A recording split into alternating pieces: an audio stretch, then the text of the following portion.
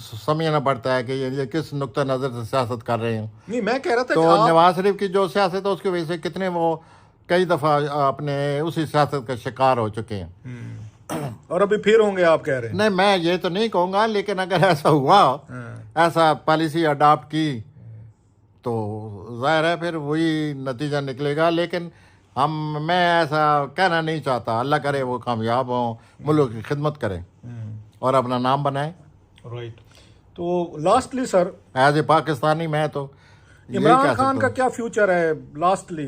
इमरान खान का जो फ्यूचर अब बन चुका है, he is a people's man. Okay. ये बहुत बड़ी बात है।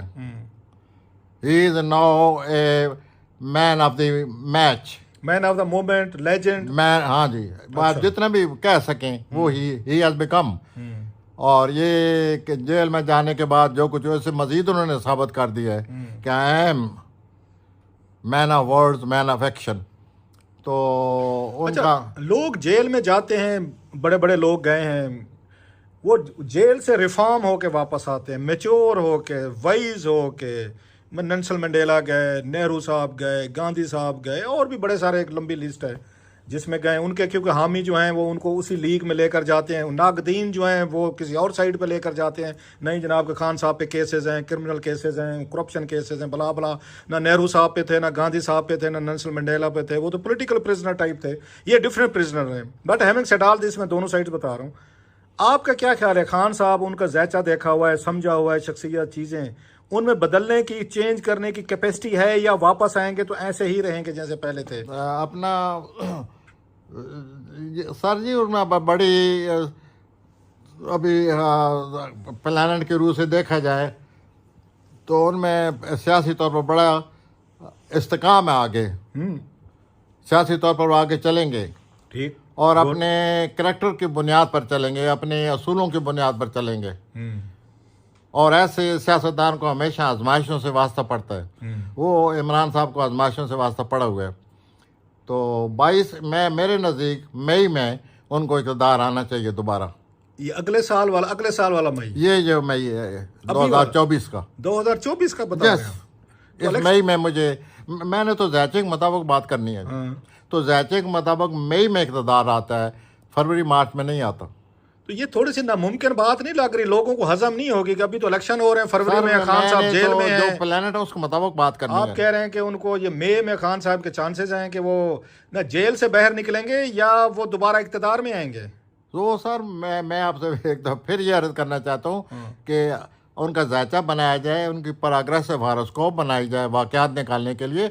तो वो मई का महीना आता है, 2024 के मई में इक़्तिदार।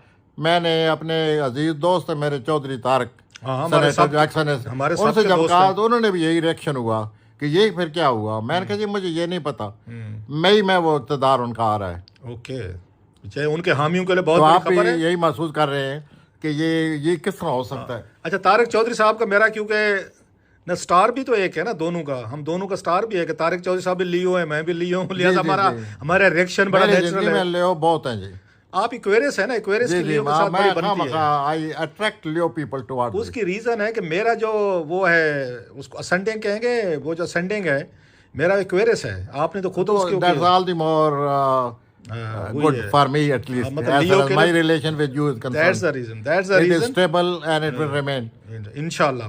बहुत शुक्रिया सर जी, अल्लाह आपको दे। 20 को आपकी बर्थडे है, मनाते हैं सर। तो पीरजादा साहब को भी जी सर 28 सॉरी, मैं 20 जनवरी का गया था, फिर गलत कहा था 28। तो सॉरी भाई, 28 जनवरी को आपकी बर्थडे है सर। आप 90 साल के हो जाएंगे। 29 को है, 29 जनवरी को। आप तो मतलब है पूरे एक साल का चक्कर में 29 जनवरी को है।